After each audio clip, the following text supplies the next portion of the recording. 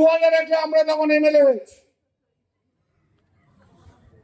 আমাদের বিরোধী দলের ঘরে আমরা বসে আছি, গল্প করছি, একজন কোন এমএলএ এসে তাপস পালকে উল্টো পাল্টা বলেছে, বক্সিয়ে বলে একদম সাবধানে কথা বলবে।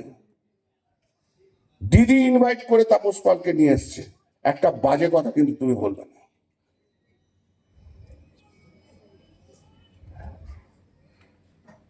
This is our tradition. দিদি অনেককে রিকোয়েস্ট করে বলে অনেকে দলে আসছে, তাদেরকেও রেসপেক্ট সবাইকে করতে হবে।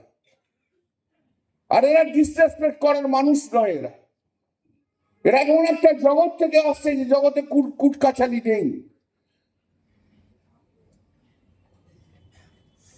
তো সবাই একসঙ্গে কাজ করবে। আর রচনাকেও আমি কাজটা বলি, রচনা বলে হ্যাঁ দাদা আমি দেবো বলছি, রচনা বলেছি নির্বাচন আসছে, সেই মতো করে তুমি 3-4 মাসের প্ল্যানিং করো তোমার লোকসভাতে টাইম দেওয়ার জন্য। ও বলেছে আসছে, হ্যাঁ দাদা ও আছে তো, আসুন